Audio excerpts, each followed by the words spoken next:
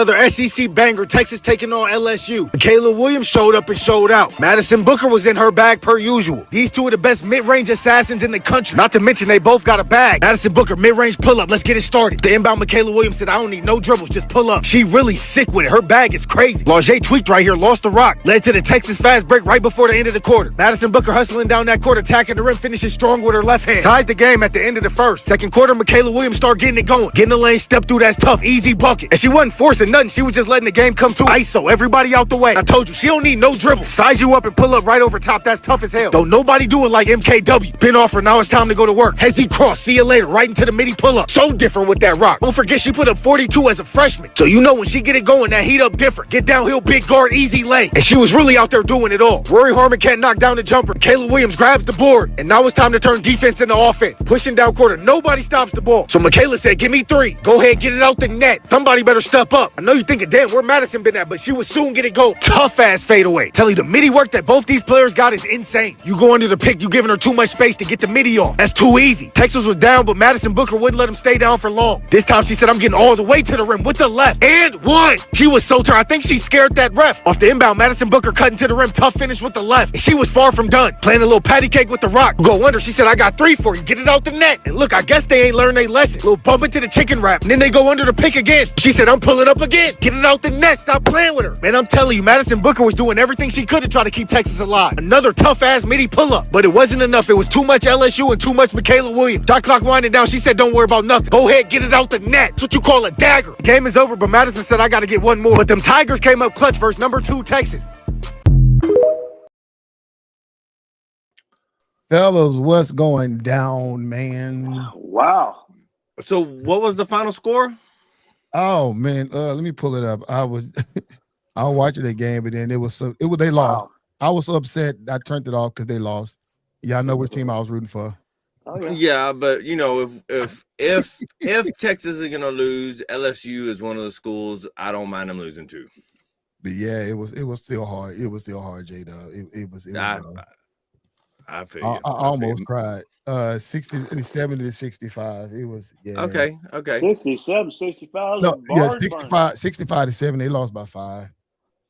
Yeah, Burn. Rory didn't show up. Jordan Lee did okay, and you know, Madison did all she could do without the help of her team. So, but man, Flo J, I just can't think of her name right now. But Don't say Flo J.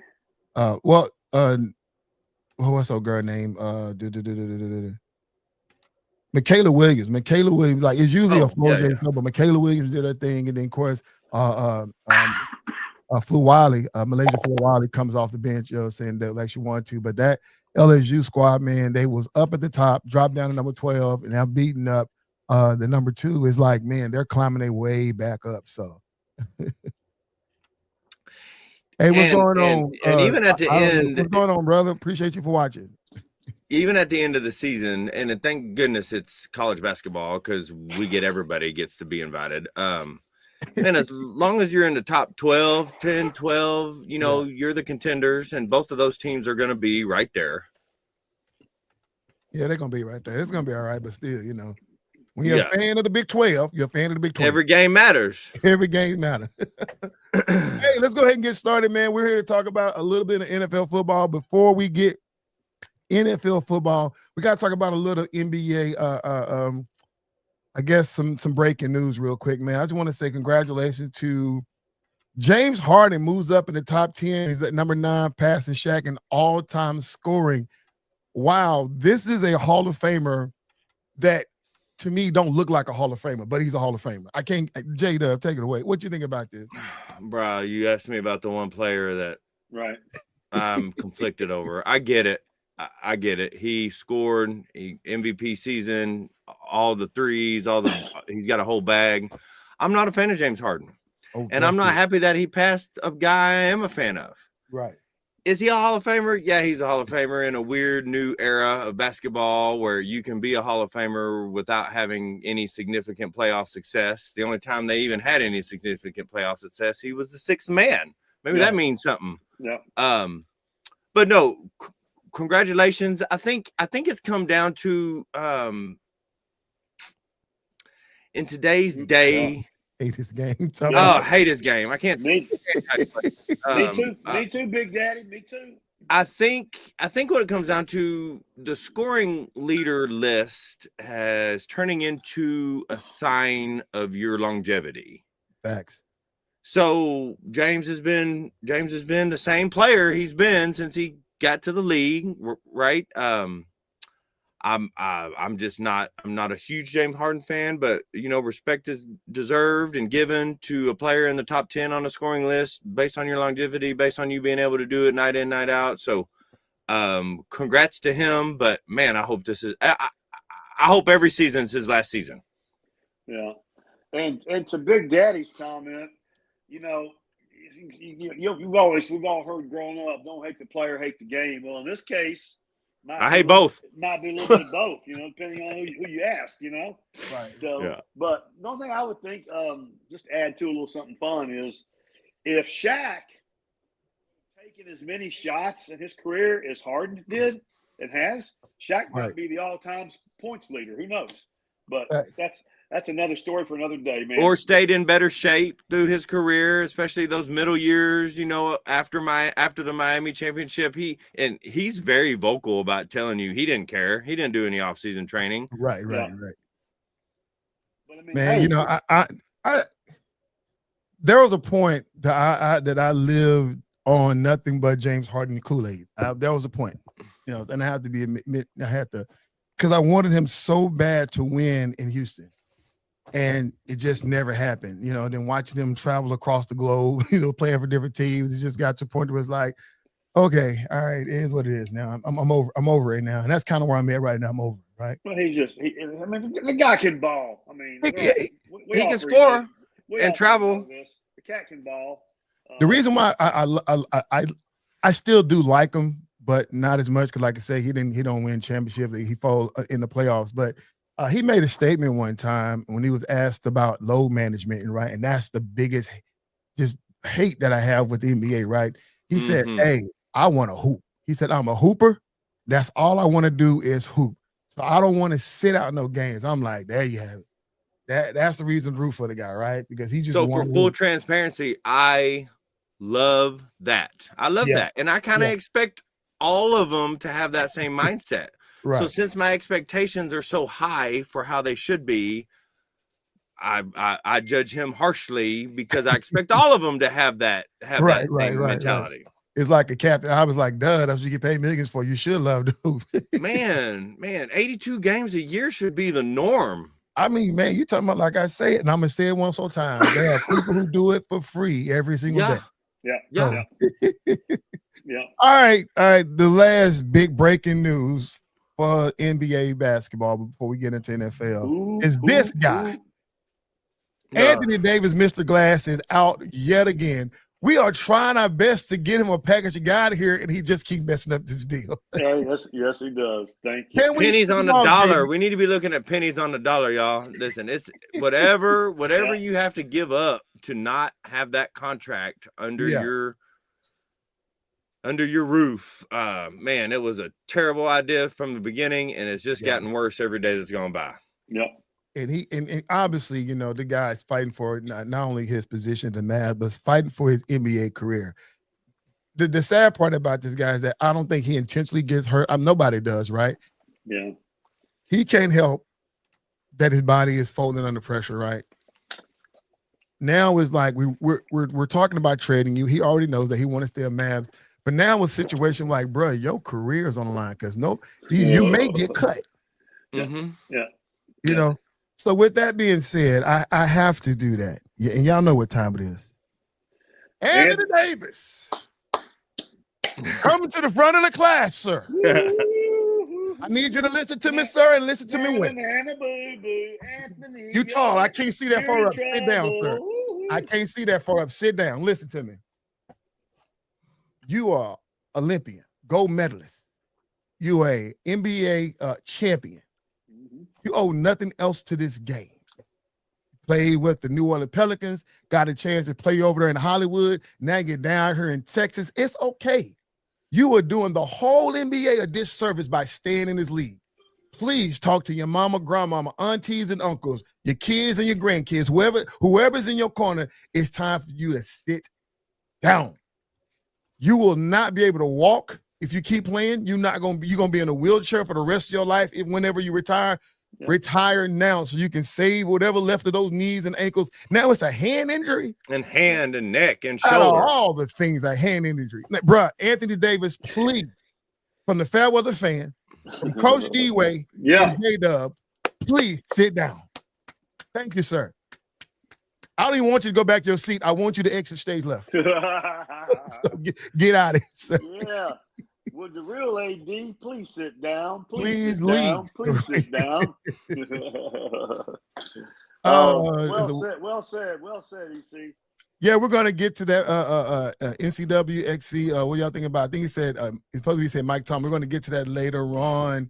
Let's go ahead and jump into NFL because we're done with this. Before we drop into, I want to ask this question: should divisional winners always get home field advantage? Because that's the problem.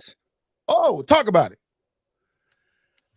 And it always every year we talk about this. Every year, everybody who watches football at all, we talk about this. Okay. There's always a divisional winner who may not be as good as a second place or third place team from another division.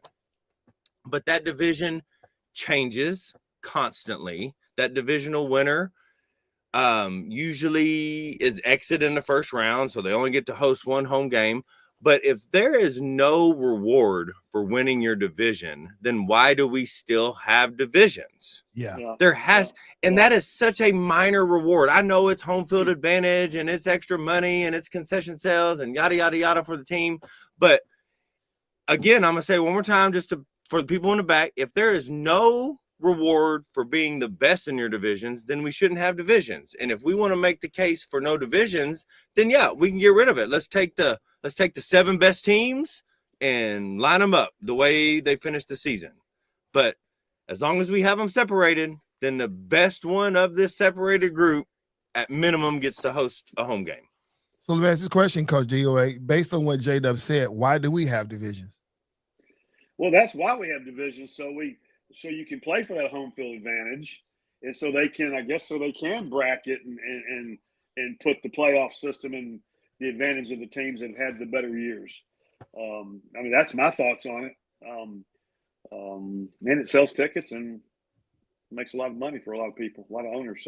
And so it helps scheduling too, right? So the Cowboys, you know they're going to play everybody in the NFC East twice. Mm-hmm. So it eliminates brother, I don't know if y'all are numbers people. I'm not necessarily to this extent, but if you have 32 teams and it's completely random, bro, you're going to have some weird schedules. You're going to have some weird conflicts. You're going to have some all over the map. So it helps with logistics as well. Yeah. But there's also some historical value, right? So, why is Dallas in the NFC East? It makes no sense for Dallas to be in the NFC East. They should be in the NFC South. So there's some historical significance to divisions as well that somebody smarter than me is going to have to explain. But no, if you're going to have divisions, we have division winners. Right. So when you're looking at what you just said, so let's take the Pittsburgh Steelers, right? Came down between them and Baltimore, right? Everybody else in that division was weak, right?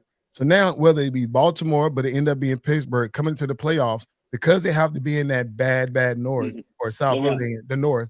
Having to play those teams in that clearly was not prepared to play the rest of the league in the playoffs.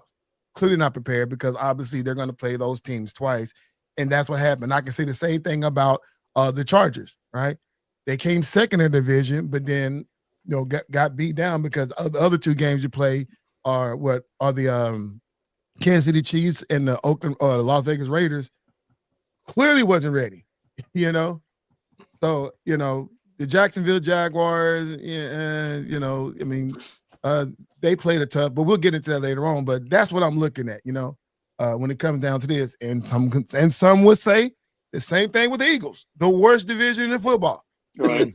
Were they not prepared? We don't know. They play with their food too much. I don't know.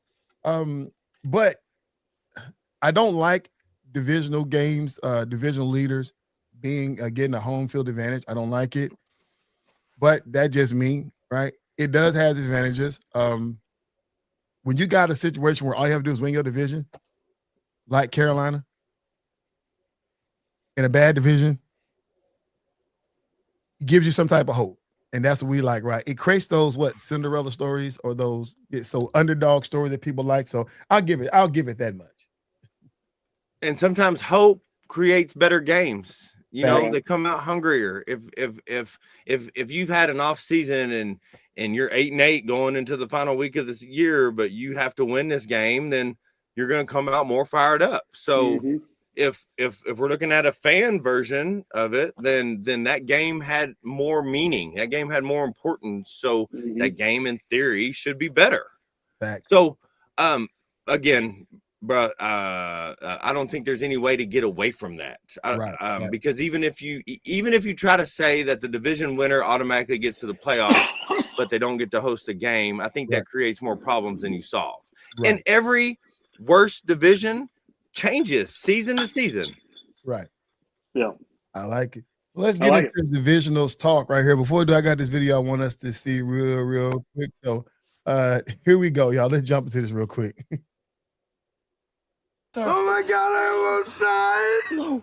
I almost died. That was so scary. Thank you. It's okay. It's okay. No, fuck. All right. Whoa. What are you smiling about? Dude, I almost had you. Saquon up the middle. A.J. Brown deep ball. Incomplete. You're a fraud, Spider-Man!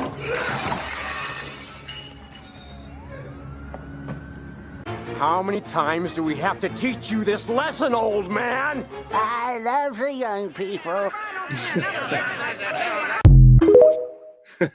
Oh my God. Built to ass, son.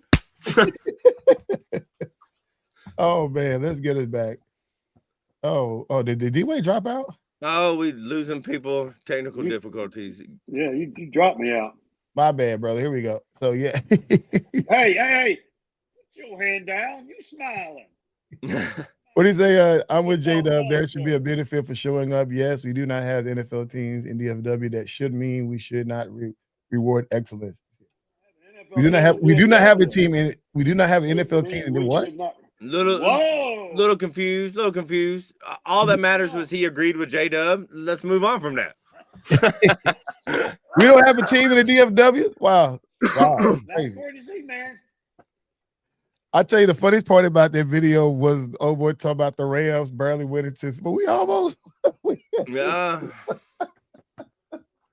Yeah, the Rams barely squeaks one out, man. That is crazy. With that being said, Rams barely survived the Panthers. What should we expect from these Rams versus the Bears? You know, the Rams has been on this, and a lot of teams been doing it, playing with their food with these last couple of games. They lost some key games down the stretch, games they should have won, and now here on they first playoff game. You know, obviously they didn't have home field advantage. Once again, a higher ranked team. Well, no, they was kind of equal. So Bears deserved their home field advantage, but they barely won. I mean, not to be the Panthers, but they barely won. So, you know. So that was a weird deal because it was a 10-point spread. Yeah. Everybody in the world knew the Rams were going to win. The Rams went in there very, very complacent. They didn't go in there with the focus that they normally go in there, and they're fortunate that they got out of there with a W. And I think that the way that game went for them might be the best thing that could have happened to them for the rest of the playoffs. So I'm excited to see what the Rams do moving forward these next couple of weeks. Yo, Andrew Jason, man, IAG, man, thank you for the subscription, bro. I really, really appreciate the love and support, man. What up, Bob Levinsky? Didn't think we'd see him tonight. I thought he'd still be in mourning. The Rams made too many mistakes. They got lucky because they were playing a bad team. You agree with that, J-Dub? Yeah, and there's also something to that effect, you know, for anybody who played any level of sports, even Pee-wee, you know, the clipboard wall when you're not supposed to win and everybody's overlooking you and you come. I mean, these are professional athletes. These are grown men. And I'll eat some crow. I said the Rams would win by at least 10, I said, if not more. So I think a lot of people are hard on the Rams or on the Panthers because, I mean, I think they're putting all the pieces together. Of course, they had a bad division. They had an off year, but I think this is a team on the rise. I hope that's right. I like watching Bryce. I think Coach said it best. I think the Rams came in there cocky and confident and forgot they needed to play a game against grown NFL players. Yeah. So I think that Puka drop that would have been a touchdown. How often does that happen? That never happens. Was that in the third quarter? Somebody please correct me. Everybody knows which play I'm talking about. Yeah. So, and if he makes that play, then all of a sudden they're up 4 and they, the momentum is swinging, but he drops it. So the momentum stays stagnant. But again, hats off to the Panthers. They did their best at home and the crowd was into it. So, but I also think like what Coach said, I think this is a wake up call for the Rams. I think we've all said multiple times that Matthew Stafford is, he's going to go down as one of the greatest. I don't know where you put him, top 20, top 10, top 5. I don't care. But he's going to take his lessons from this to not overestimate, to come out a little more sharp, to come out a little more hungry. And I mean, the Rams are my NFC team I'm rooting for, right? Yeah. I know we're going to get into that later, but they're the team I'm rooting for. So hopefully it's a wake-up call that we needed to get them to the Super Bowl. Absolutely. Yeah. Andrew Jason. Yes, sir. Please ask us a question. Whatever you want, man. Throw it in the feed, brother. Yeah, ask us a question, man. This show is for you. Get involved. Matter of fact, make me just say it, because I didn't say it earlier. This is the FairWeather Fan channel, man. Please like, subscribe, leave comments, because I want you to join this conversation. That means Andrew Jason, that is for you. Go ahead and join this conversation and leave us a comment. With that being said, listen, Brandon, what's up, B. Marshall? So you should expect the Rams to go up early and Caleb to come back again. Is no longer a fluke. He has done it 8 times this season. Yes, sir. Lewis Medford said, I would not call Carolina Panthers a bad team. They have played every team that faced hard. As a matter of fact, the Panthers will be a better team next year and will be a hard outcome to playoffs. Yeah, they are good. They are coming. D-Way, what were you saying? No, I mean what Lou said. I mean I'm 100%. Panthers got to go. Panthers are moving the stick in the right direction.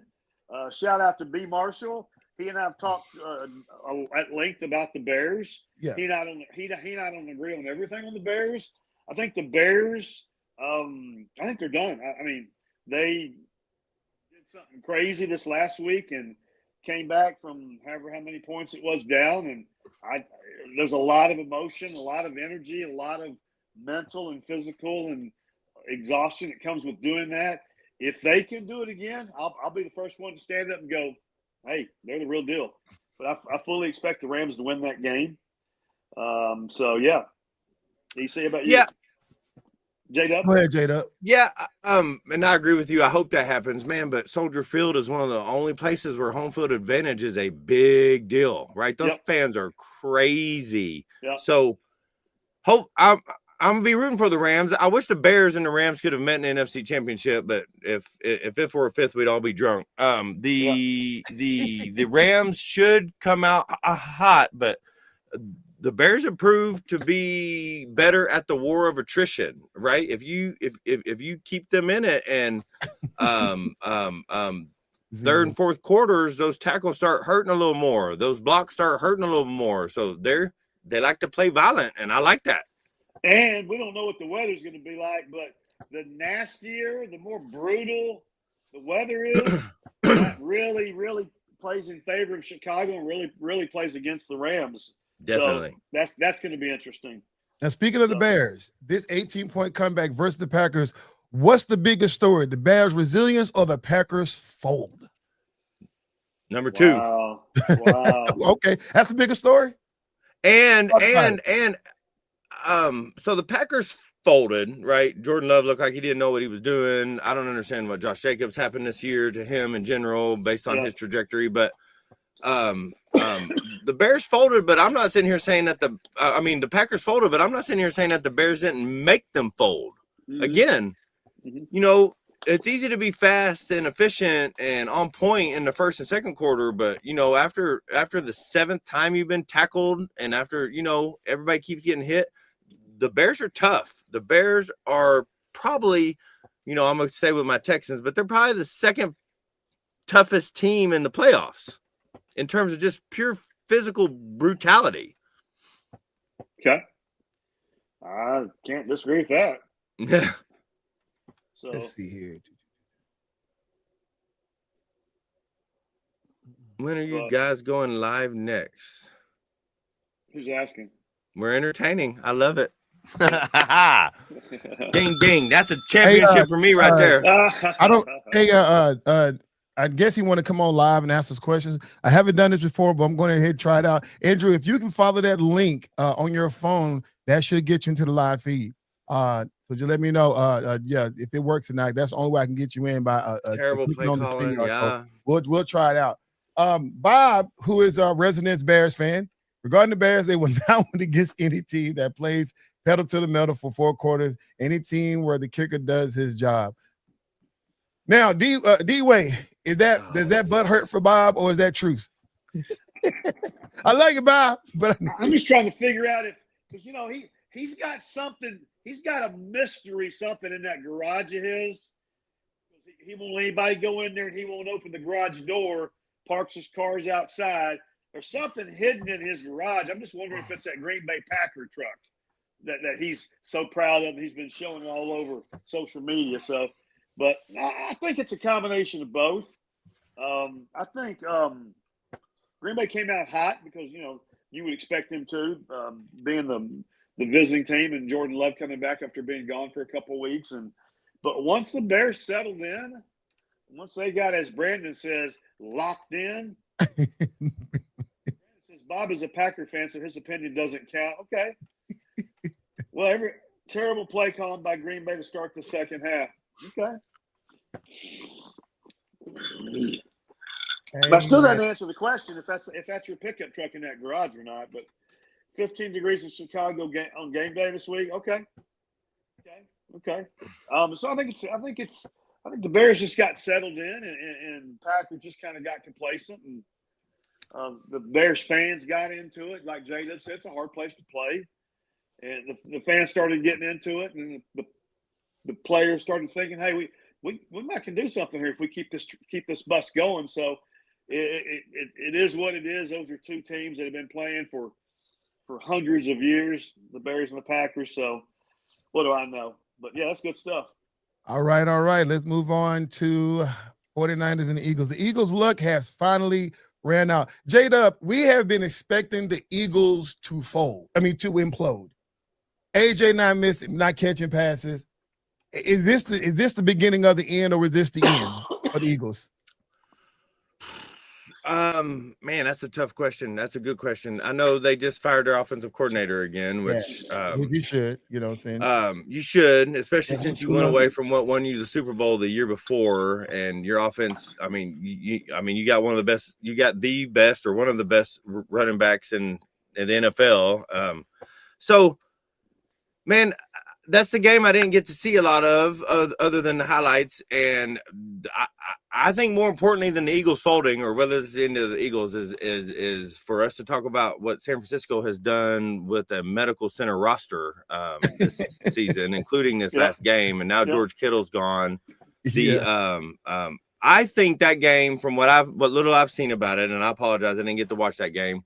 It was more the 49ers being better than the Eagles imploding in that particular game. Yeah, and Mr. Big 06 Daddy, yeah, you're right.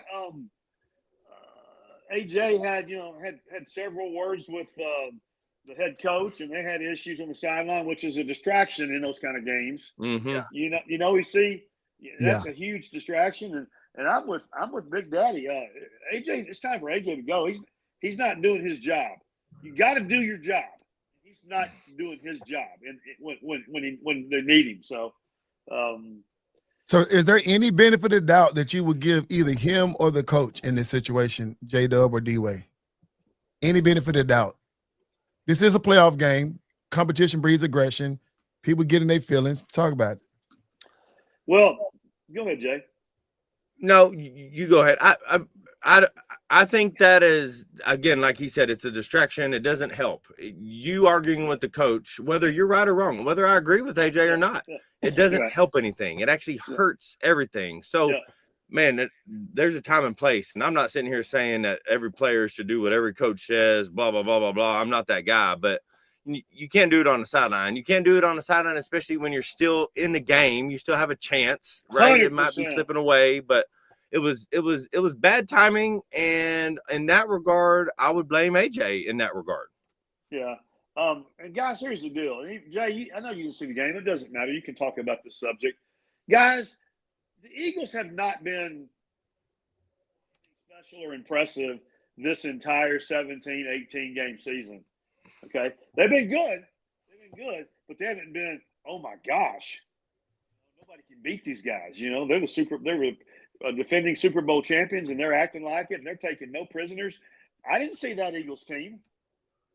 I didn't see that mentality. I didn't see that attitude. I didn't see that nasty, intense, we're going to get you down and put our foot on your throat and listen to you squeal and laugh at you. I didn't see that this year from the Eagles, Jay.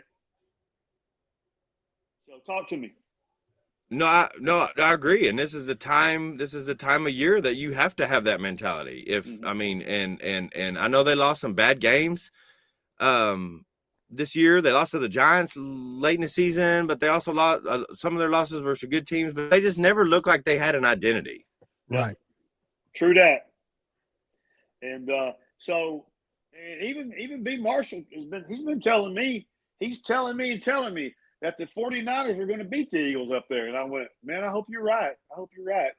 And if I can just one time, you see, check this out. Yeah. If I can just one time hear J-Dub on live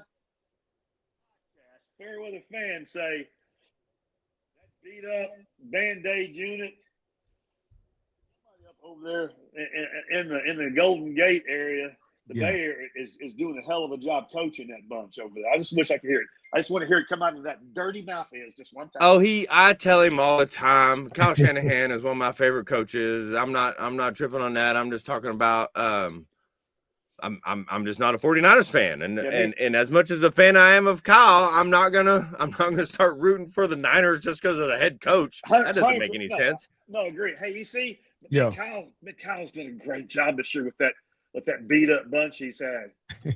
Look at bleed red and gold. I hear you. Hey, what up, bro? What up? Hey, we talking about your team, man. If you got anything to add, man, join in the conversation, brother, about your 49ers beating up on those Eagles. That almost looks like Dak. That almost looks like Dak in that hunt, man. Tell me it's not. Y'all put it back up there. Tell me it's not Dak Prescott. That ain't Dak Prescott. That's bleed red gold. And I said it, and I say it again. If you had to take a robot and you had to build a robot football player for the NFL, you try to assemble that robot something in the same category as Christian McCaffrey. give him about 3 inches. Yeah, I did. C-Mac's got it going on, man. So let me say, I don't an unpopular opinion. I don't think that the Eagles should dissect this team, for lack of better words. I know that's what everybody's saying, but once again, it's a narrative I believe that's created by the media. I think this is one of those things that if the team ever decides they're going to win together, these are those type of situations that say, listen, we see what we do good and we see what we do bad and we see what we do extremely bad. This was a bad playoff game for them, right? After being Super Bowl champs, you get knocked out in the first round. You played with your food too long. Your scheme didn't work. It got you all the way to the Super Bowl and you won, and you tried to run the table with it again this year. Yeah. Every team is coming for you. Every team has gotten better, and it didn't work. You have all season to fix it. I would love to see this team. The running game wasn't what it was this year like it was last year. You got a lot of things to fix, and I want to see this team. I want to see A.J. Brown do good. I want to see Saquon do good. I want to see Jalen Hurts continue to do good. But this year, so this is going to be what, the third or fourth offensive coordinator that Jalen Hurts gets to have. He ain't had a consistent offensive coordinator since he's been there. So, this is where they are. But they are like the Cowboys on defensive coordinators. The Cowboys have had like 5 different defensive coordinators in 5 years. Yeah. The Eagles I saw today are, I think, working on 5 OCs in 5 years. So, facts. So cool stuff. All right, then let's jump on over to the AFC because this is where it all gets thick. Jacksonville good Jaguars. They lost to the Buffalo Bills. Which is it a good season versus an early playoff exit, or how do we look at the Jaguars? They've been to the playoffs before. The last time they had a good playoff run when they came back from behind and beat up on the Chargers when that big turnaround game. Since then, they haven't really done much. Now they had a great season, but an early exit. Like, what can we build on? Is it more, hey, same old Jacksonville, same old sunshine, not getting it done, or man, this was a great season for them? How do we look at it? Jay, go ahead and tell them what you told me. Brother, I talk so much I don't remember what I told you. But so let me just start fresh. Jacksonville, they sold me a little bit. They played a tough game. I think this game that I saw, again, I'm going to take the easy route out since I get to go first. This was Josh Allen. This was Josh doing big things when big things needed to be done. Like, not just any team would have made that happen, or not just any player would have made that happen. So he's adding to his resume. And it's crazy. That was his first game-winning drive in the playoffs, which I find fascinating. So, I mean, as a long time Sunshine non-fan, let me say that I'm not a hater. I don't want to be a hater, but as a non-fan, I'm not sold. But man, that they played a good game. I've become a big fan this year of E10 Jr. Am I saying that right? I like how he runs. He runs aggressive. But you know, I'm not upset that Jacksonville lost, and we get to see Buffalo possibly move on and keep going. So I think this was Josh being Josh and doing the things that he needs to do to have the respect that we all give him already. DC, I thought that Jacksonville had a hell of a great year. Mm-hmm. I think they've got a lot to build on. Mm-hmm. I think that everything's in the right. That train's going in the right direction. I think they're just going to get better. And didn't Travis get hurt, Hunter? Did he not finish the year? Yeah, he didn't finish early in the year. Yeah, hopefully I heard in practice. Get some more weight on him and get him a little stronger. Jacksonville's got so many things to build on. So yeah, it was a great year for them. Y'all know, J-Dub and I were talking about this earlier this week. EC, did you know that? Now, just think about what I'm getting ready to say. That was the first away playoff game that the Bills have won as a visitor since 1972. They haven't won a game, a playoff game on the road. Let me say it that way.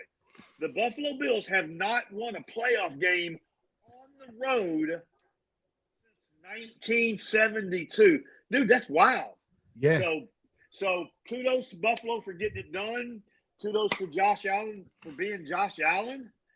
And I'm hoping, for selfish reasons, we get to see a Matt Stafford, Josh Allen grand finale. But we'll see. There's a lot of football left to play for that. And I tell you, man, I love how analysts and all these people, they bring out stats. Yeah. In 1972, Josh Allen wasn't even born. So I wasn't born in 1972. Yeah. So it's like, man, but you gotta think about coming to Josh Allen and tell him that before the game. He said, I wouldn't even hell. Like, what? Why would you put that in my brain at the start of a home game? He'd probably be like, man. Right. And to add on to that, so I thought Jacksonville was growing. What was it, 2 or 3 seasons ago, where they won a playoff game and they lost in the next round, and then they had a good season next year. What happened last year? I think they only won like 4 or 5 games, and then you're right back to winning the AFC South. So for that franchise, hopefully this is the trend, and last year was a fluke. Yeah, Ian Cohen has got them guys playing great football, and you know they had an interview with him. They had an interview with Sunshine Trevor Lawrence, man, And Trevor talked about how things are finally clicking, not in the sense of him clicking as a professional NFL quarterback, but just the things that he want to do on the football field. The chemistry is now finally getting there between him and his teammates, right? Yep. He got a coach that has developed a system that really fits his way of playing. And they done it this year. So, man, if they can continue whatever they got going, to continue the momentum, I think this Jacksonville Jaguar team is going to be the team to beat, or at least be one of those contenders. Now, speaking of the Buffalo Bills, man, we got to give them credit, man. Big Daddy, Sean say, if Josh Allen doesn't get the ring this year, I don't want to hear his name anymore. All these other top quarterback in the leagues are out. Come on, It's, Franco. it is put up or shut up time. Whoa, Franco, boy, Sean is not holding back. Franco, easy on my boy now. Come on. That's Superman, man. He's going to go in that telephone booth and rip up that so you can see that cape come on, man, with that big S on his chest. So, yeah. And it's crazy because there's nothing but young quarterbacks in his way. That's the crazy part about all of this, you know. Well, So, and if he does it, I know we're going to keep going, and let's just for a second assume that the best defenses win. He's going through the three best defenses in the NFL: the Broncos, the Texans, and if the Seahawks get there. Come on, Jay. Come on, Jay. Yeah. He doesn't have no quarterbacks to go against, but he's got some defensive squads that are ready to tear his head off if they get the opportunity. There's so many but good you know how they're going to defenses. spin the narrative, right? Lamar is out, Patrick Mahomes out. And then you're That's gonna right. turn No, around and I agree with a I Bo agree. Nix, Drake May, or CJ Stroud, or all, you know, say, Yeah, you most let people them beat you. It's like, Yeah, most people aren't even going to remember that 5 years from now, though. All they remember Right. if Josh got it done or not, you know? That's right. Yeah. facts. All right. Where we are right now. Okay. Why can't Herbert win a playoff game? Is he the issue, or is it the team around him? This guy is Man. constantly being rated higher than some of our favorite quarterbacks. Now I would say his name. He's constantly being rated higher than Dak Prescott. And I don't agree with that at all. But like the way they marginalized and got a microscope on Dak Prescott, the way they have a microscope on Josh Allen and Lamar Jackson not winning the big, no one ever talks about Justin Herbert and the expectation that he's supposed to have. Go ahead, DJ Dub. I talk about him. I don't know where these damn expectations came from. But that wasn't Josh. That wasn't his fault. It wasn't Herbert's fault last game. If your line gives up 6 sacks in a playoff game, then you need a whole new line. And I think I saw something go by at some point in time that like 4 of their linemen are ranked in like the bottom 5 of their position in the NFL. So that's a personnel problem. I mean, as hard as I am on Herbert and not a fan, man, if you can't stay upright in January, then your team is not going to advance. Bottom line. Yep. I mean, that's all you can say about that. And on the road, so it's already hostile. It's already not an easy place to play. And again, 6 sacks in a playoff game for a quarterback, that's just too much. The last time, I mean, I'm not even sure. Somebody fact check it. Did Joe Burrow get sacked that many times when they went to the Super Bowl? And they were giving up sacks constantly. Right. And the fact that he didn't turn the ball over. When you start looking at games like this, quarterbacks usually tried to do too much, but he still held on the ball. He still controlled it, and it just didn't work out for him. Big Daddy said, I think he They beat him down. And eventually, after you've been sacked 4 times, and some of them look hard, you're like, now you're hearing footsteps, and now there ain't nobody there, and you're trying to get rid of the ball too fast. And y'all have heard me say this a million times, and I will go to my grave. It starts and ends in the trench. I can hear Sean saying this right now with his soft voice, but yet have a little bit of aggression. I think he's overrated. He started off hard, then the love teddy bear comes out. But I actually felt sorry for him against the Patriots. They beat him down. I heard that, boy. Somebody go stop that. Oh, what's going on, bro? He said, yeah, their O-line suck. Yeah, we're speaking of the Los Angeles Chargers. The O-line suck, man. But when are we going to start holding this guy accountable is the question. Because we said the same thing about, you talking about when people tried to defend the Buffalo Bills and say, hey, they have nobody to throw it to. We was talking about Lamar Jackson. His defense was giving up a lot of stuff. Their defense to come to play. But what about Justin Herbert? Like, what are we saying now? Because we all believe he's overrated, but he's rated for a reason. But when this type of stuff happens, nobody calls it out. Even after that big, few years ago when they gave us that big lead to the Jacksonville Jaguars, that was swept up under the rug. Until now, people will start questioning now, but don't bring that up now. That was a few years ago. What are we saying about this year? Like, did this team fools go?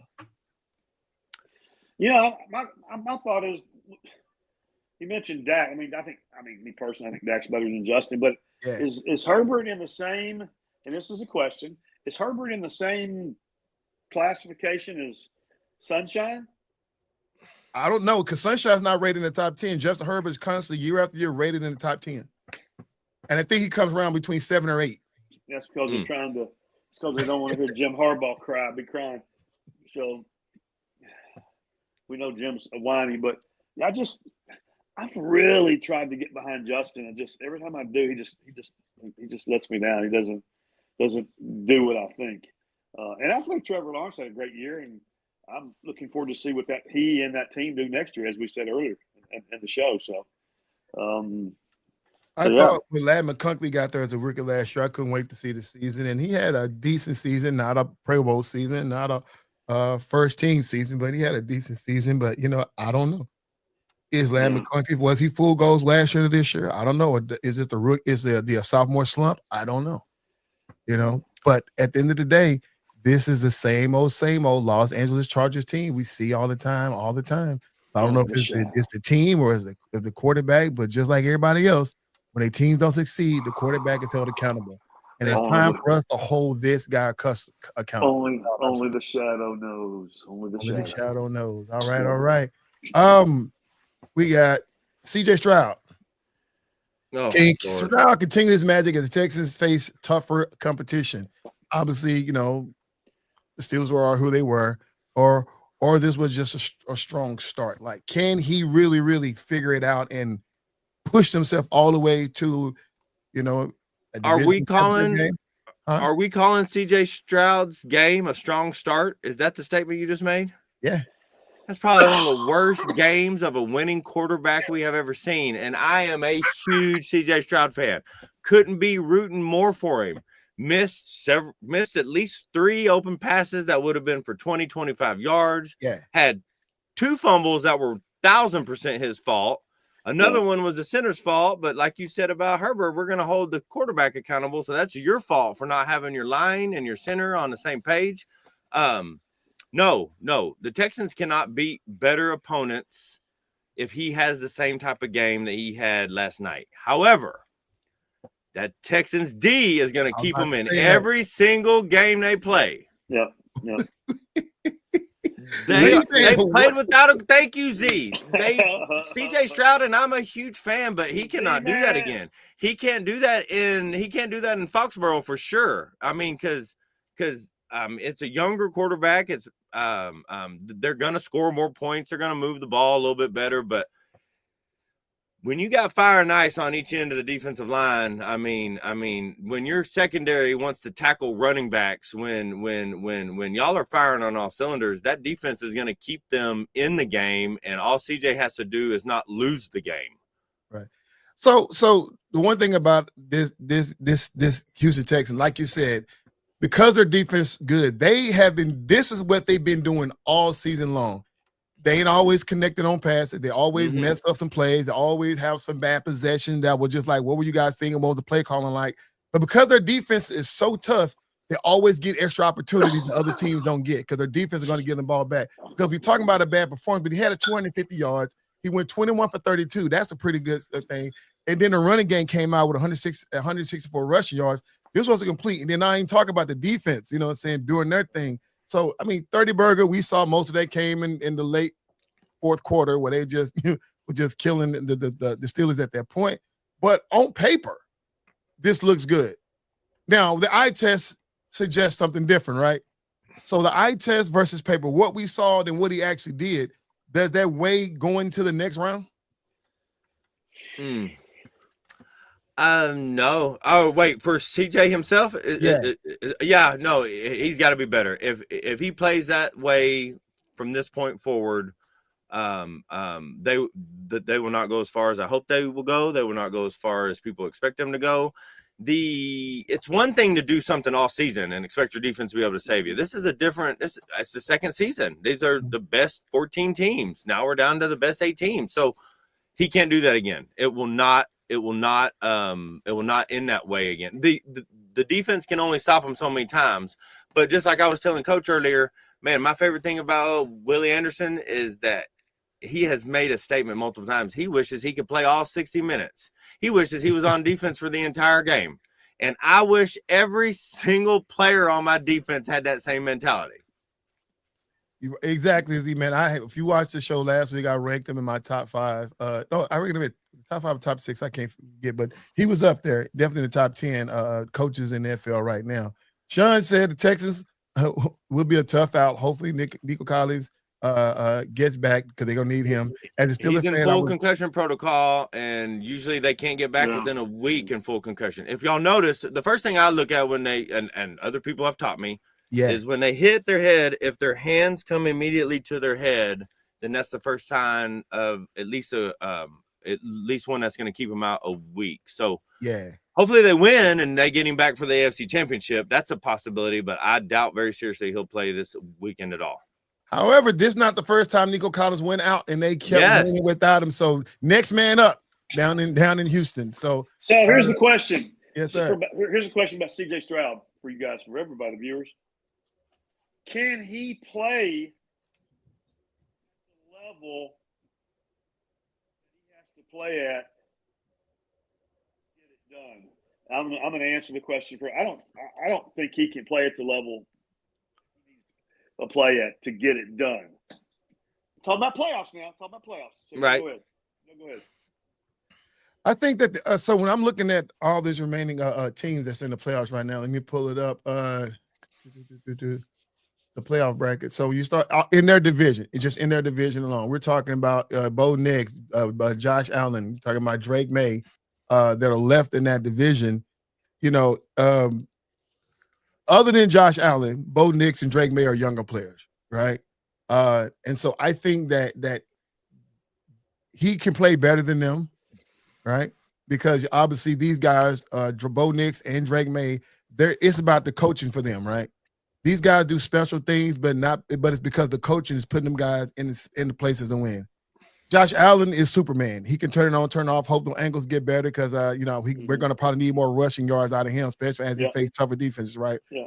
But I think CJ Stroud, he's a guy who can put it on the gridiron too and take off and do some things, right? He just has to want to. That's the part I don't understand because there was a couple of times in those games where he could have took off, but he chose to stay in the pocket and try to force the pass, right? And force a couple of turnovers. So that's just my thing. Did he turn the ball over that game? But to your point, though, he can force some things because he knows he's got these monsters coming on the field. Right. So CJ doesn't have to beat Bo Nix. CJ doesn't have to beat Josh Allen. CJ don't have to beat any of these quarterbacks. CJ has to not lose the game and let my dogs on the other side of the ball win the game for me. Yeah, he had 5 fumbles, dropped the ball 5 times, and he fumbled twice on the same play. That was terrible. And then it threw that. So he gave the ball away 3 times. So that's because of that defense. So like I said, getting out of the pocket and being able to run. This is what X's and O's about. This is what D'Amico Ryan got to ask himself. He got to come up and say, "Hey, man, we got to change some things." Because now, if we're gonna call him a top 5 coach, right? He has to be a top 5 coach in the playoffs. Because now you're going up against the Sean Paytons, the Sean McDermott's of the world. You know what I'm saying? You're coming up against some really, really tough competition. So, and you're a young coach, right? And you don't get the chance to say timeout. Like, this is it. Everything is hidden. Playoff is here now. You ain't hiding up under your division now. You playing against the best of the conference. So, this is where it's going to tough out. So, I believe he can get it done, Coach. Okay. But I'm believing him ain't going to do enough. He don't believe it. Yeah, that's right. He got to believe it, right? Yeah.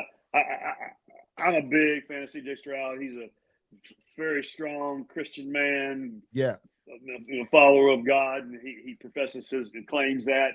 And I want to see him be good and be so successful, and love to see them go in there and get one from New England. But so I hope he can. I hope he can get it done. So All right, y'all. So out of the wild card winners of last week, which team is the most dangerous? You had the Texans was a wild card, the Bills was a wild card, the Rams was a wild card, and the 49ers were a wild card. Which of these teams are the most dangerous in the next round? Man, Next round. So next round. The Bills. I don't think I'd say the Rams. Dangerous. What does dangerous mean? Means they're supposed to win a game they're not supposed to win? Which means that of those four guys, who would you not want to play? If I'm the Broncos, I'm upset that the Bills are on my side of the bracket. I guess that's the only way I can say it, because I think all four games are going to be good games, good matchups, teams that have good strategies against the other team, how they play. So, but the Bills, let's do it this way. You already said so. Bills versus Broncos. So you think the Broncos are in trouble? I think the Broncos are in trouble just because of the Broncos secondary is filled with holes. It's Swiss cheese. Now, if the line can keep that D-line, the Broncos D-line is probably best in the NFL. If the line, if Josh's protection can keep him from running for his life on most of the plays, I think he's going to chop up that secondary. Are the Texans a threat to the Patriots? Yes. Ooh, defense. Okay. All right, the 49ers and the Seahawks. The 49ers are what? Seahawks are 7.5. Spread is 7.5 for Seahawks. So they played the last game of the year in San Francisco when San Francisco was beat up and chopped up, Band-Aid up, bandaged up. And Seattle kind of had their way with them. So that's going to be a really good football game. The 7.5 point spread. I can't believe it's 7.5. Oh, yeah, that's crazy. For the 49ers? That's so. Well, somebody's not drinking the 49ers Kool-Aid in Vegas. Man. Exactly. I don't know. The Rams and the Bears, the Bears, they're a lucky team. Going all the way back to Bob's comments saying that the Bears is not, they're going to play a team that's going to play, pedal to the metal the whole game. Is the Rams going to come out and play, or are they going to be like all the other teams that the Bears face? They don't come and play the second half. And if the Rams win, are we calling that an upset? Is that the consensus? No, because only 3.5 point spread for the Rams, so I wouldn't call that an upset at all. And they won one more game than the Bears did in the regular season. So this comes back to the division argument, right? Huh? Yeah, the Rams are favored by 3.5. So that can't be. I mean, it's dangerous because the Rams are obviously slated to win the game over the home team, but that's where the whole division, to go back to our other conversation, this is where the whole division winner higher seed thing starts taking precedence. Is why, if you're saying which wild card team is most dangerous next round, well, the Rams, I guess by default, I should have said the Rams because they're the better team.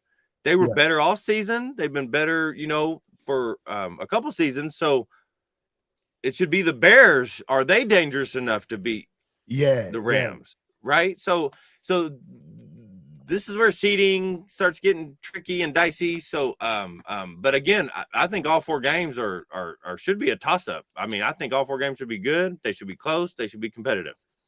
So I would say this. I would say all the above are dangerous, right? But the one team I'm looking at as far as being the most dangerous is the 49ers, only because the point spread is so high.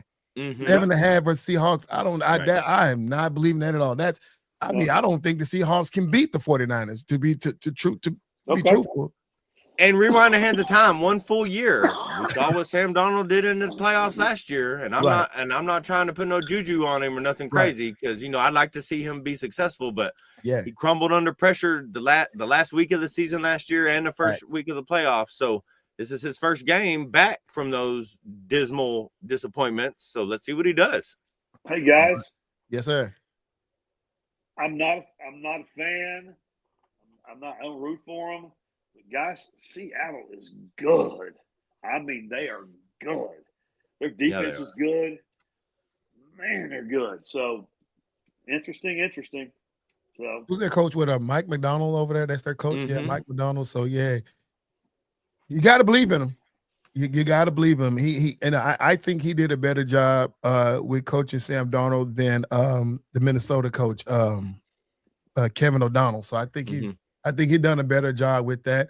We saw what he was able to do with Geno. He let Geno Smith walk for nothing, and then believed in Sam Darnold. So I mean, yeah, this team is playing better. So I don't care what nobody say. That Jackson Smith the Jigba is the best goddamn receiver in the league. Y'all quit acting like the other players that he is the coldest receiver in the league. He just said it. He just this year. We can't say it in this history, year. This year. You got to give it to him. And with Kenneth Walker and Zach Charbonnet in the backfield, I mean, they got attacked. So you can't stack 8 in the box on every play, and you have to give Sam Darnold a chance every once in a while. And I'm actually, obviously based on everything I've said, I'm rooting for Seattle. Let's go Seattle. That was the name of my son's team this year. That's the closest team I have up here right now. So let's go Seahawks. Yeah. And last but not least, man, the last topic of the day is what the whole world is in shock. After 19 seasons, Mike Tomlin has stepped down as the Steelers head coach. If this is what we all predicted for Mike Tomlin to end his career, for him to step down, or were we all expecting him to get fired?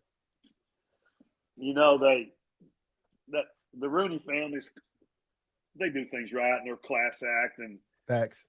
And I'm sure there was a conversation weeks ago about the direction they want to go, and some new energy, new blood, new face, new culture. Facts. So it doesn't matter. Tomlin, Hall of Famer. Tomlin probably already has a job if he wants one. Yeah. But it was time. It was definitely time for him and Harbaugh to go a different direction. What you got, J-Dub? So, I agree. So for me, my age, in my 40s, for coaches I've seen, I can't include, Tom Landry and Vince Lombardi, right? I get it. They're the greats.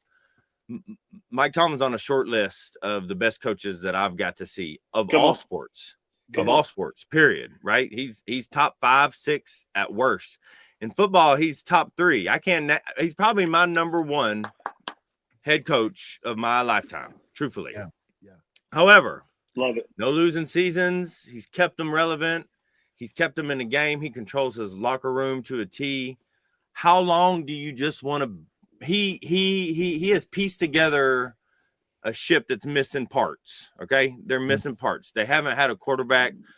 I mean, a consistent quarterback in 10 years since Roethlisberger. I don't know when he retired off the top of my head, but it was time for a change. It was time for a personnel change. I'm glad he stepped down and that they didn't fire him. I think that looks a lot better. He knew it was time. He knew that this season there was a lot on the line, but I mean, I can sit here and talk for the rest of the evening about the respect and the love I have for Mike Tomlin, and I'm not even a Pittsburgh Steelers fan. So there's nothing negative to say, but just like Coach said, just like Big Daddy O said, it was time for a change in Pittsburgh. They need to struggle for a few years. They're staying lukewarm. They're staying lukewarm for the last handful of seasons. It's time for them to go down to the bottom and get some first picks and try to find a new quarterback and build again. Cam Hayward is at the end of his career. TJ Watt is overpriced for the team they have, where he can be a game changer for another team. Why do we have this expensive pass rusher when we're not really even in games? So it's time for a change. It's time for change, but that does nothing to say the lack of that it has anything to do with Tomlin. It was just time for an environment change in general. Yeah. I would say this. Of course, I'm going to be a parrot of what you guys already said, but I knew this when this talk started years ago. I've heard people just get so hard on Pittsburgh. Ryan Clark was one of them, talking about there need to be a coaching change in Pittsburgh. I actually had the privilege of running to a diehard Pittsburgh fan one time when I was out of town because I had a Pittsburgh hat on. They went with the colors I had on, so I would, and that sparked the conversation. And he was up to hear to Mike. Like, man, I love Mike Tomlin, but man, mediocrity isn't the goal, right? We got to win some games. And I sat there and told that guy, I said, man, I appreciate you for being a fan. He was older than I. I say I've been a fan for as long as I've been alive. But let me tell you something. That man deserves to go out his own way. And he reluctantly, but without hesitation, agreed. Like, yeah, you're right. Yeah. So It may be mediocre for the next couple of seasons if that's his MO, but for what he's done for this organization, his franchise, he deserved to go out on his own terms, and that's the way it's going to go. And that has been my story ever since. And here it is, Mike Tomlin going out on his own terms. And now that it's over with, now that he's gone, you see all these one-and-done coaches been to the organization 3-4 years and they're out. Every coach, whether they accept it or not, at some point in their career, going to go back and look and study Mike Tomlin and say, this guy, like you said, Jacob, has not had a losing season. And he did it with the worst talent known to a team. After Big Ben was gone, it was it. Big Ben gone, Crazy Man left. He let George Pickens walk for nothing. He tried his hand with with Dumb and Dumber. Hey, no, I'm so sorry. I'm not going to. I'm sorry. God forgive me. But he tried his hand with Justin Fields and Russell Wilson. It didn't work out, you know what I'm saying? And then he went with the old, man, Rodgers, and actually had a better season he had in years, a 10-7 season, right? There's something about what he does in a film room. There's something what he does with his pen and pad, with X's and O's, that outshines every quarterback in the modern era. Because energy with talent, it's easy to coach talent. Yeah. Easy. But nobody has a winning season when you don't have talent. We don't know other than Crazy Man, AJ Brown. I mean, not Brown, but Antonio Brown and Roethlisberger. And then Aaron Rodgers, but not in Pittsburgh. What other talent did they have? They had what was the little running back they had? Lavonte Bell. Le'Veon Bell.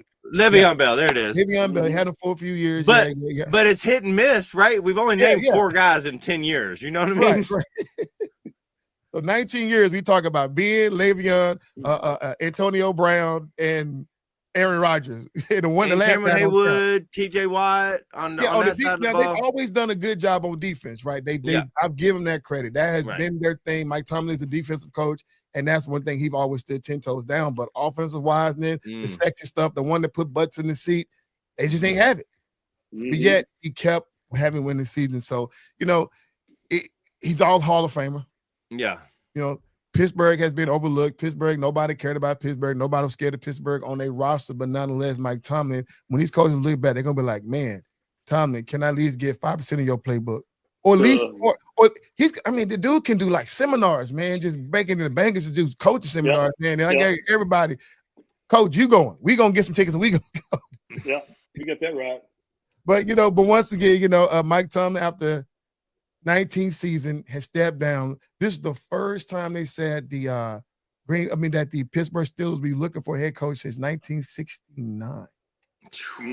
That is a long time because he's been one after the other. We don't have 3 in the franchise. That's crazy. So that's a beautiful thing for what the Pittsburgh Steelers have. My wife, Dr. Charmaine Curtis, after 19 seasons as a Pittsburgh Steelers fan, will now be looking for another team to root for because she was only there for Mike Tomlin. And now it's funny to see what team she picks up next. I think she has her sight on Houston. So okay, with the D'Amico ride, obviously she's a Cowboy fan. Don't get me wrong, she's a Cowboy fan because that's just what it is. But then she's been eyeing D'Amico Ryan, but I don't think she sold out on him. She hated the coach in Atlanta went off. She roots for the Bills with me as well. Secretly, she won't say it, but secretly, she says it. But we'll see what team she really jumps on. But I tell you one team she will not jump on is the goddamn Eagles. She will. Smart lady. Hate the Eagles. I don't know why. Oh, y'all, that's been our show for the day, man. First, before we go, man, Coach G-Way, any final thoughts?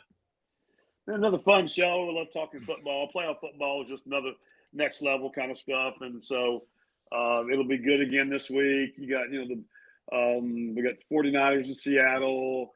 I got Chicago and the Rams. We got the Texans in New England, and we got the Bills and the Broncos. So man, it's gonna be ridiculous. I mean, it's gonna be so ridiculous. When is the national championship game with Indiana and Monday? Okay. Who you think gonna win? I mean, I don't see anybody beating Indiana, but Miami's Do rolling. you? Oh my God, that's fanning out right there because he don't believe that. Hey, FairWeather fan, I'm a root for my team. I think I listen. He's had Mendoza's had a phenomenal year. But they had a nice schedule for him to play, and he's turned it on in the playoffs. And all credit to him, deserved a Heisman. But he's finna have 11 athletes on the field against him this time. And if he does it again, he needs to be the number one pick. But I don't think he's gonna do it again, and he shouldn't be the number one pick. All right, J-Dub, while you got the mic, what's your final thoughts? Well, so I had a day today. It was a long day, and usually during Tuesday is when I find something obscure to talk about and give my final thoughts over. It's just good football right now. The only thing I saw that I'm loving as I'm watching more basketball, man, I love the chippiness that Wembanyama is causing. I like that he doesn't back down, but my boy Anthony Edwards, who's my favorite player right now, he doesn't back down either. So I love the fact that these young future superstars and possible Hall of Famers are not hating each other, but let's get back to rivalry.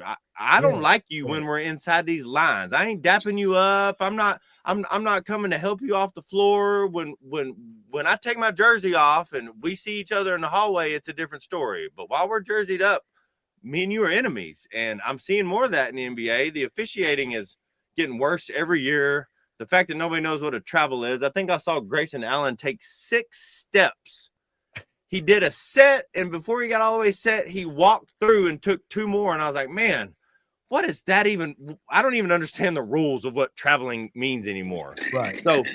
So if you can, start trying to catch a basketball game or two. So y'all can be mad at the officiating with me. I just wish we would fix all the bad calls, and I think the game is coming back because the athletes are coming back. The attitude is coming back.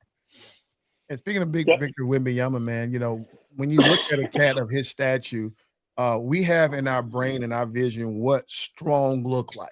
Big muscles, the chest that goes up and down, you know what I'm saying? Oil lavering down where you blind people in the spotlight. But that is a strong cat. He is a very frail individual, but the amount of strength that he has, and this is what the players are talking about, that what makes him so tough, right? He is just a strong individual at his side. We're talking about, when you look at him, I compare him to a Wilt Chamberlain, even though Wilt Chamberlain had him by a couple of pounds. But when you look at Wilt Chamberlain, he was a very slim frame guy as well. But you're talking about being able to outbench on a Schwarzenegger, being able to lift up a car so people can change a tire. You know what I'm saying? Being an Olympian, you know what I'm saying? That's just crazy strength. And I think Victor Wembanyama he's on that. He's at that level that we can start comparing him to a Wilt Chamberlain. And and I agree with everything you just said. And more importantly, he doesn't have to be big. He's not Shaq. He's not Ben Wallace. He's not David Robinson. He's got jump shots. He's got 3-pointers. He's got a bag. How many 7-footers can we say have a bag when they have the ball in their hand? If anybody hadn't seen him bring the ball up full court, then you're missing out on something that is the most beautiful, awkward thing you've ever seen. Right. And it's not like, and much love to Giannis, because Giannis, saying he's the Greek freak. He was a specimen at the time. He was the alien first, right? But the Greek freak get it on just long strides and just being bigger than everybody, right? He don't have to have a dribbling package. He don't have to have a package. He just get downfield pretty fast and he can go from half court to the rim in 3 steps, right? And Victor can do it too, but Victor got handles. Victor can stand you up and then sauce you up, then get to the basket. We seen him do it over the time. So he's definitely a freak. I just wish Joker had them handles, but he's a different special player in his own right. So they all find ways to win. Don't tell Joker he doesn't have those handles. Hey, he won't turn the ball over. I can tell you that much. I don't think he has enough emotion to even care what you say about him. Exactly. Only emotion he got is win or whoop. You know what? Because he will fight. With no listen. Now, if y'all start talking bad about his horses, he's gonna come out swinging. Oh man, without a doubt, man. My final thoughts are simply this: going back to what Coach said and what J-Dub said about the college football game. If the U win this game, it would hurt for a little bit, but then I'll finally get over it and I'll become a University of Miami fan. I'll be throwing up to you. Let's go, baby. Let's go. For two reasons. A team that didn't win their division makes the playoffs, right? That's crazy. And to beat up on all the SEC, Big 10, and Big 12 teams, that's all we want. Like, you done went through the Big 12, the SEC, the ACC, now the Big 10. I mean, the SEC, now the Big 10. That's what we want. Like, that's what we want to see, man. And I would love that. That means, because you talking about the lesser. You talking about the lesser. ACC has been the lesser along with the Big 12, but I believe Big 12s are better than what everybody give them credit for. But, I mean, only one team that made it, and they didn't even win their division. Yeah. That says a lot about this whole college ranking nonsense. Somebody's leaving the final question. Who is this? Z-Man said the first time the top 5 players in NBA are international players. Facts. Yeah, I know who they are. Thank you, Kenneth, for being a new subscriber. We appreciate it, brother. Yeah, yes, awesome. Sir. He's a culture builder. Yes, sir. He's talking about Mike Tomlin. So we're talking about Luka Doncic, Nikola Jokic, Shai Gilgeous-Alexander, Giannis Antetokounmpo, and Victor Wembanyama is our top 5 international players, hands down. They're the bomb.com. Ain't nobody better than them, so it's what it is. Oh, y'all, that's been our show for today, man. For all you guys who's been watching, man. For Kenneth, thank you for that subscription, man. We really, really appreciate you. Big Daddy, our boy Sean, what's going on? Bob, Robert Davidsky, our resident Packer fan. He's going to enjoy Cancun. We appreciate that with those guys over there. Z-Man for joining us, man. Brandon Marshall, thank you, our resident Bears fan.